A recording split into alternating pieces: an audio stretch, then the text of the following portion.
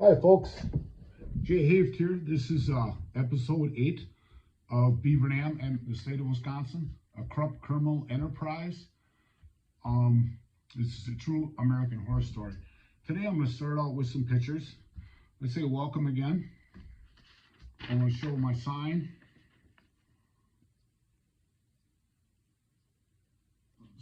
See that? Please, we need your help. These are all my opinions, like usual. First, I'm going to show you a picture of the dam. This was a picture of the dam before they fixed it. Hopefully you can see this. I'm going to try to go up and down everywhere around here. I know the mayor said it was in perfect condition, and this is what it looked like before they fixed it. If you look closely, you can see it cracks here, actually in the cement. And this is a gunite they talked about on there. This is a picture of my building after the demolition, and that's what they left me. The city fixed all the other walls and stuff with the money. I was identified in the relocation plan, and I was within the boundaries, they call it. I asked the mayor if they were going to pay to fix my building. He says, "Oh, the DNR is going to order your building down." So. And here's a picture of the dam. They had it sandbagged and stuff. Perfect condition. You shouldn't have to sandbag it, I wouldn't think. But there's a picture of the dam sandbagged. And this is a picture of when the demolition was going on. If you look closely, you can see in there all the bricks and building material in there. And I'm going to get into that a little later, but I just thought I'd show you those 4 pictures today. This is an email from Rob Davis to Susan Joseph. She was the lady I explained to you that's in charge of the dams and stuff. They want to remove the dams. And I'll show you that.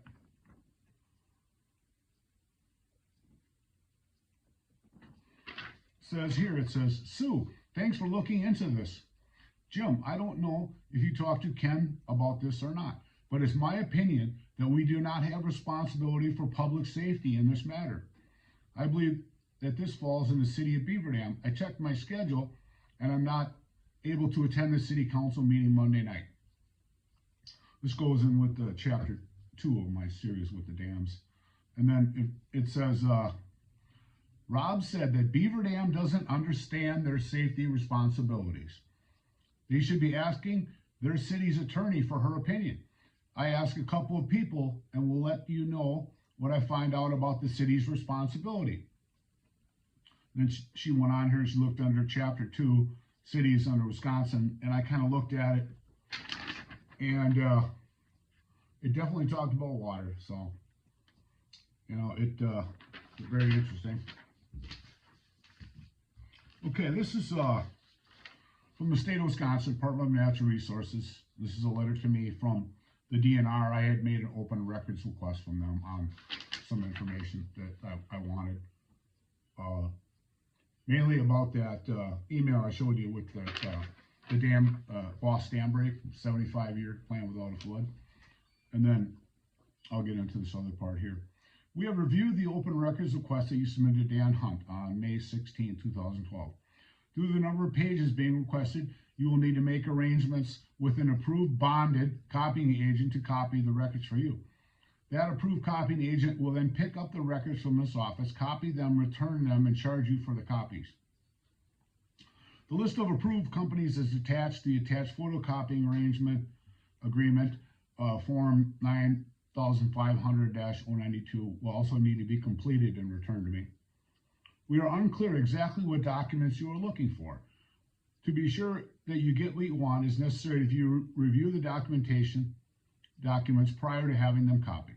We are aware of the dam failure analysis, which I asked because of the Waco property, but unsure about the 75 pages that you are referencing.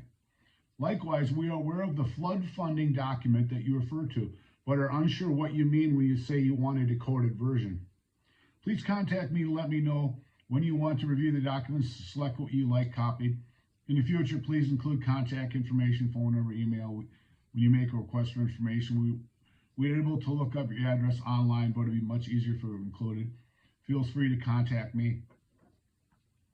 And it's kind of interesting is the attachments, it's Susan Joseph again with the dam. And the 75 one is I wanted, you know, the Boss Dam Break one, and they kind of made it sound like that it didn't exist. We're aware of the flood funding document, and that was in this, on this disc they sent me with the DNR emails. And I thought it was kind of strange because flood funding, you know, what could that be, you know? And it was in a coded version. And I thought, that's pretty odd. Why were all these other ones non-coded, but that one was in a code? And I'll let you use your own open mind for that there. You know, they could have sent me the dam failure analysis, but it was one of those things that, you know, they were trying to make all these roadblocks for me to get these documents, but a very interesting flood funding document. Okay. Let's try that one more time. Okay, this is the city's downtown concept plan. And what they did is, you know, they tried to influence the city that this was this fantastic thing. They started out, it was going to be a river walk. I'll show you that in a little bit. Then they went, it was going to be a park. And then they were going to come up with this downtown, it's a pocket park, amphitheater seating, marketplace structures, covered stage area, and a covered picnic shelter. And oh, the people were excited in town. Right by my finger here, you can see it. That was going to be this great thing that they were going to build this amphitheater. Everybody in town was all fired up that they were actually going to do something that would bring people to the community. And I, you know, it's weird because this is 13 years later and they've never done any of this. You know, so it never heard a word about it. You know, I look at it as a con because they were just trying to influence the people against the property owners and especially me. So this is when they put a poll on there, on the paper. I don't know whose idea it was, but they come up with this poll. This is, you think that the Fountain Inn, you know, it's my building, or JF, legitimate argument the historical designation of his downtown building should take precedent to prevent it from being raised. And then they say, do you think that the same thing basically, that you can go onto their website and vote it. And it says, history takes a backseat to progress. According to the majority of our residents, of 1,843 people voted on there. 58% of people didn't feel the historic designation should take precedent on this issue. Said the designation should be at the forefront of future plans. While 7% said they're not sure. So, but those are the results. But, you know, after all the lies and, you know, false statements about me and everything else like that, and then this fake downtown plan, so it, they're trying to turn the community against me, and they pretty much did. So this is another email from Rob Davis, sent to the building inspector in Beaver Dam. Okay.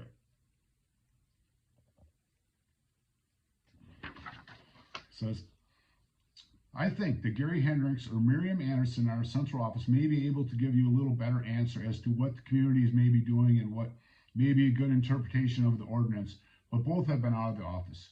I talked with another one of our engineers and he said anything that is considered structural should be counted, i.e. part of the physical structure of the building. You know, his opinion was that, the things like air conditioners, water heaters, not count because they're not part of the physical structure, but things like windows, walls, that make up the actual physics probably do count, even though it says in their own. I read that to you that doesn't count. Certainly things like work on piles and stabilizing them would be considered against the 50% rule. I kind of look at that and say, well, you know, if it's done in an emergency, you know, or it really needs for the structure not to fall or something, it shouldn't go against because it's emergency repair.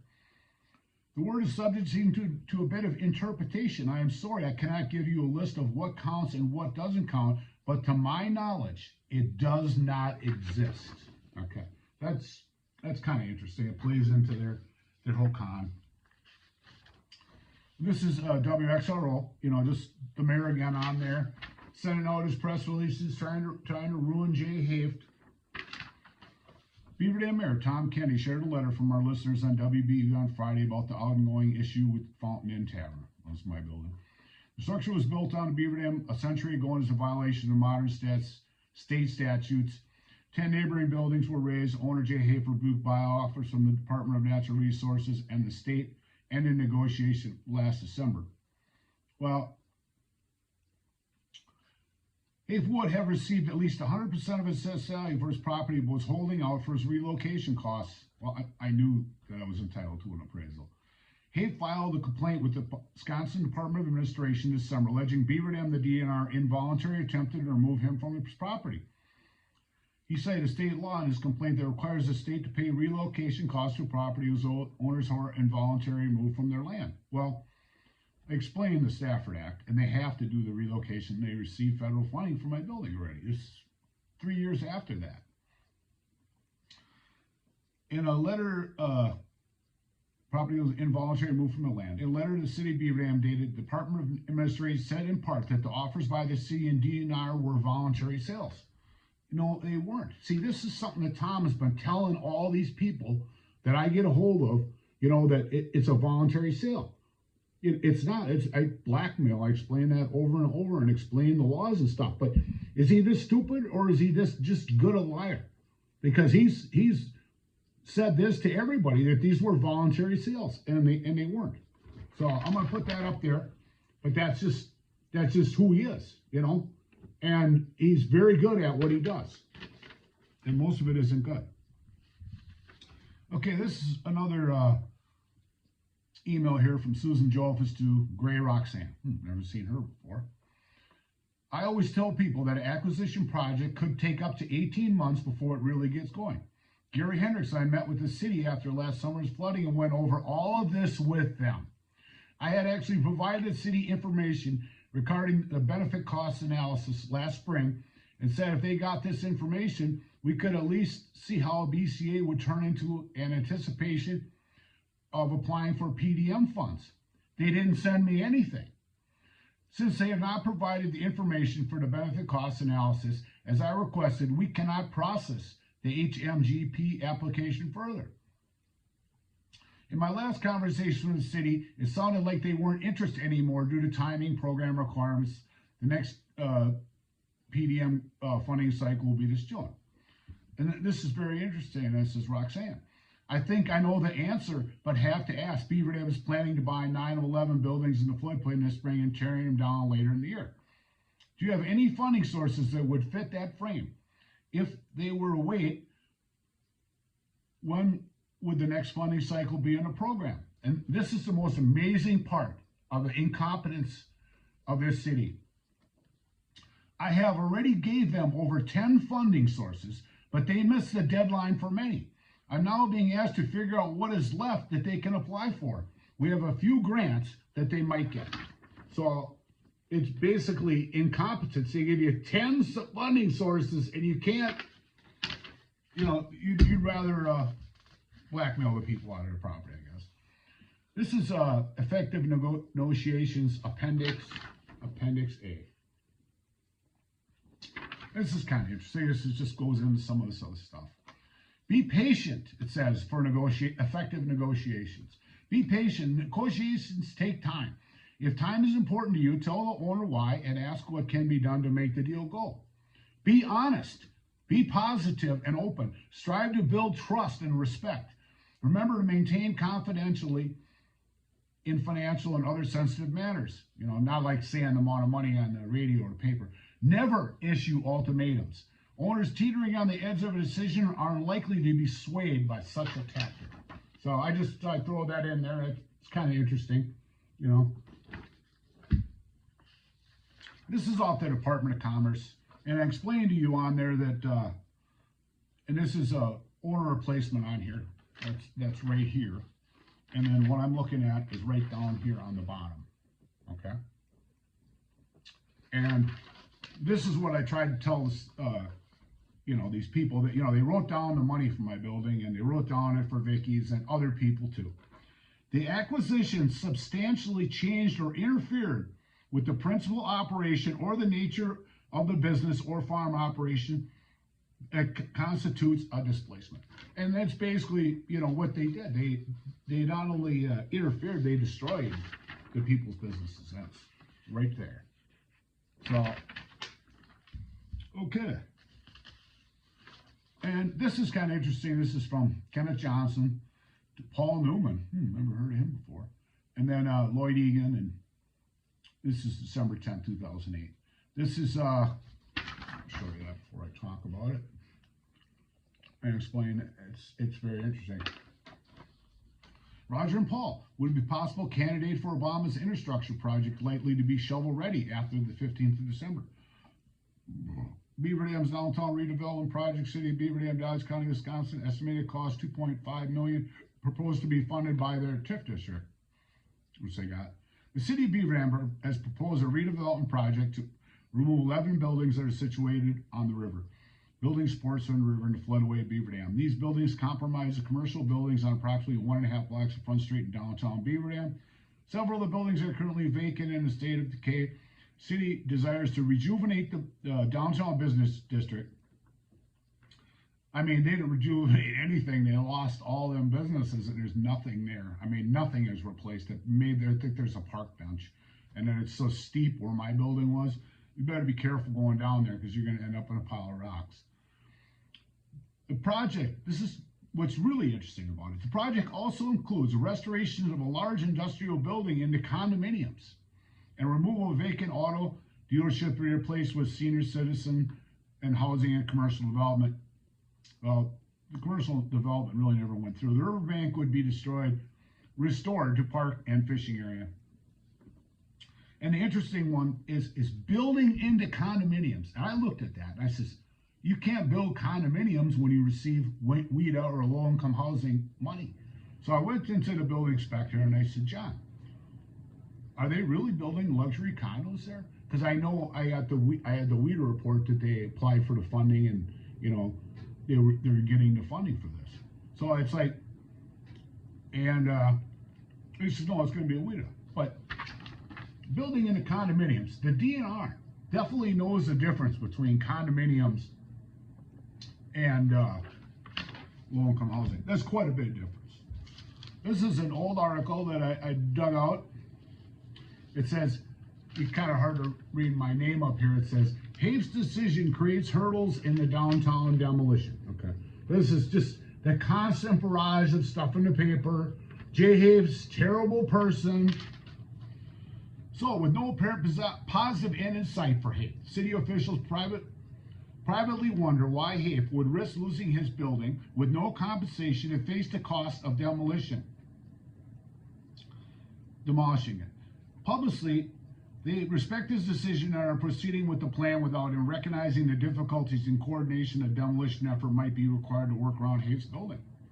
They would have done it fair and legally from the beginning. It wouldn't have cost them extra money for the demolition. So, yeah, they're amazing, Tom. Yeah. Okay. This is from Lloyd Egan to James Condon, Kenneth Johnson, Tony Ebbs. Barry Volbrick, December 15th, 2008. Jim, I just got off the phone with Robert, not sure of his last name, from the Beaver Dam City Council. He thanked everyone for working with the city on the redevelopment plan. He wanted to let me know he was dropping off a letter to Governor Doyle to ask the state consider funding the city's redevelopment project. I told him the state would consider his letter, but didn't give him much hope as we're trying to fix a projected multi-billion-dollar deficit. He's in favor of the project, but is concerned that the city is footing the entire bill. He asked if any of us were coming, and I told him I expected you were coming. He wanted to let me know that tonight's city council meeting has been moved up to 7. He was very appreciative of the work the DNR had put into the project.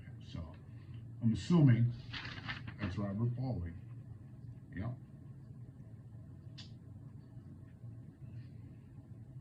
I suppose when they had funding problems, they might as well get involved. I really can't talk about Governor Doyle's role because I'm not sure. So, I told you how Furchow, he didn't know the difference.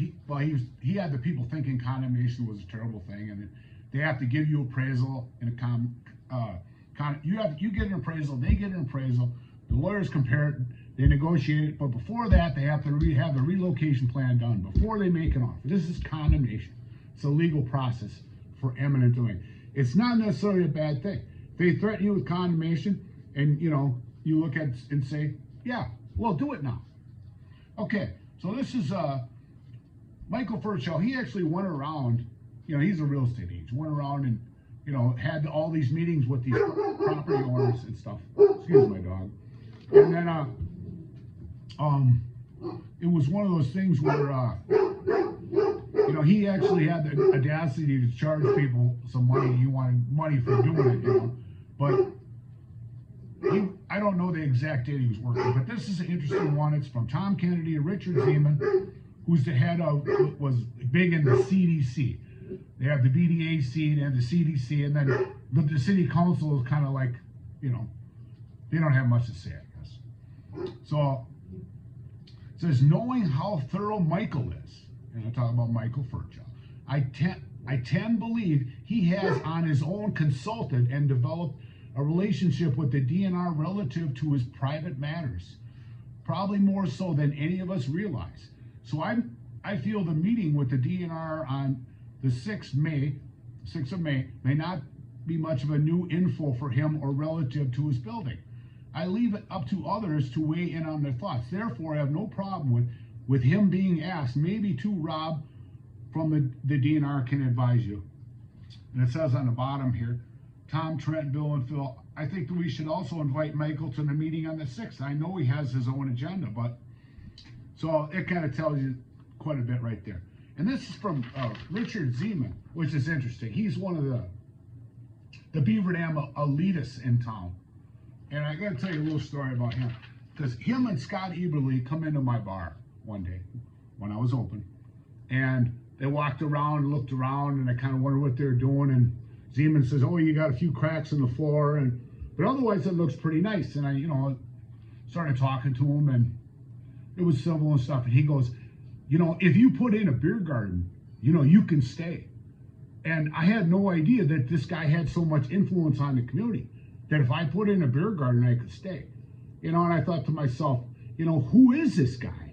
Is he like the king of Beaver Dam or what? I don't know. But, I didn't own the property next door. And the city, they're impossible to deal with. They're not going to sell me land to put a beer garden in when they're trying to get rid of me. Yeah, it was very weird. Okay. So this is a letter from the Wisconsin Department of Administration State of Energy Office. They ended up with the relocation department after Scott Walker took over office, because he changed everything, and he wanted his control and everything like that. So it says this is addressed to Mayor Kennedy. It's a complaint filed by me. And as a result of provisions in the current Wisconsin Commerce Department was reorganized. The relocation assistance program was transferred to the Wisconsin Department of Administration, now located in our office. In the past, this case was handled by Jack Sanderson. I will be handling this matter from our office going forward. So he took over for Jack because they took Jack off the case, because Jack was an honest person. So they put this guy in, Dave Jenkins, and he was actually honest. So then they took him off.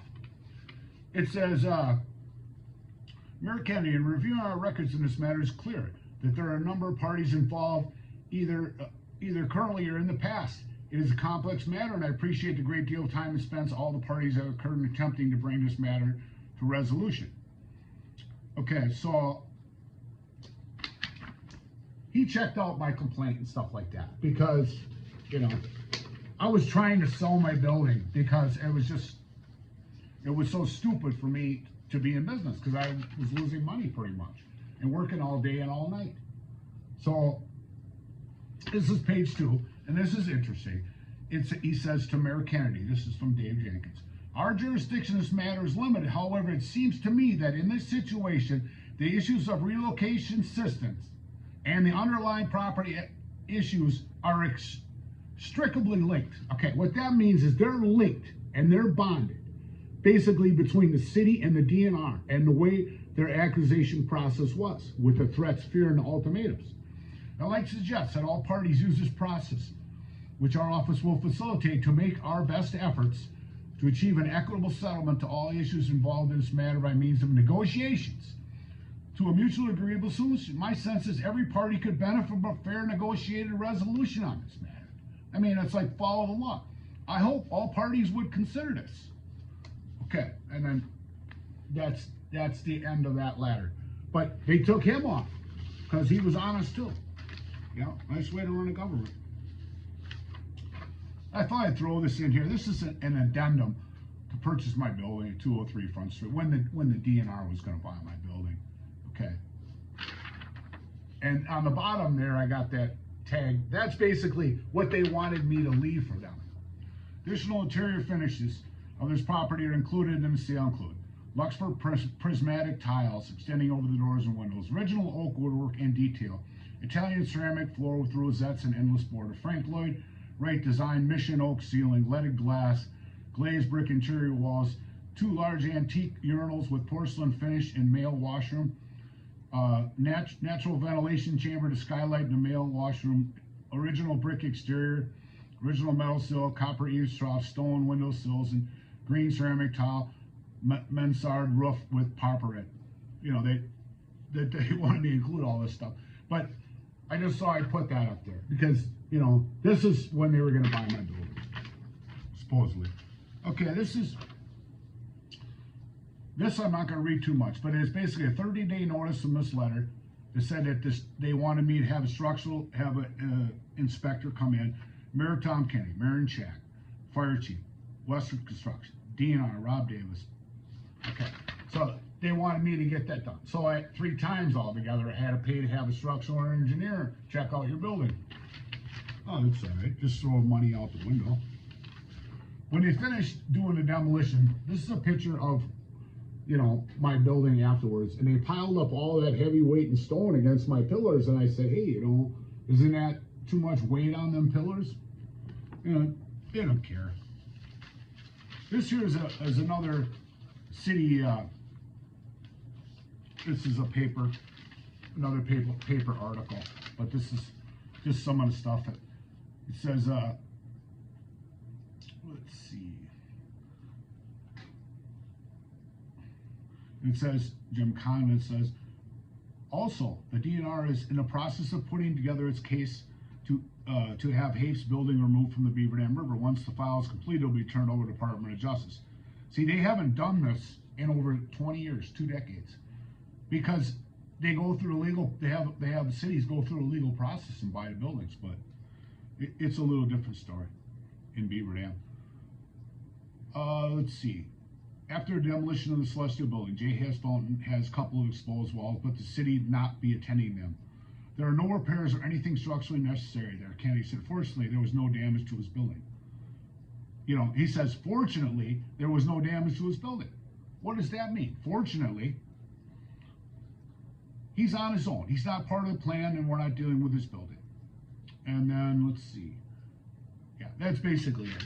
Just another derogatory, you know, thing against J. Hafe.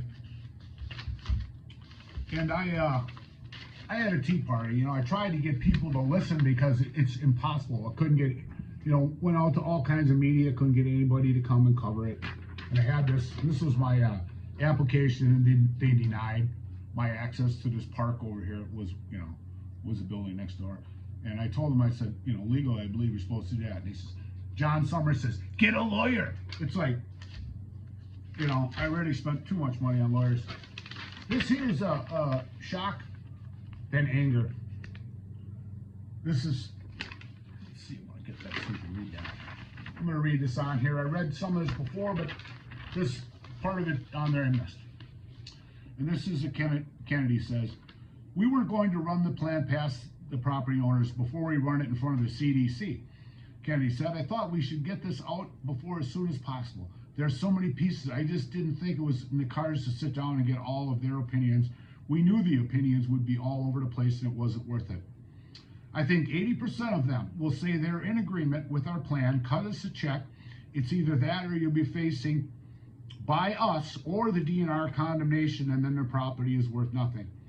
Well, most people would consider that a threat. you know, or your building is worth nothing. So the DNR doesn't actually have eminent domain powers, which is condemnation, because I don't know if they took it away from them or what.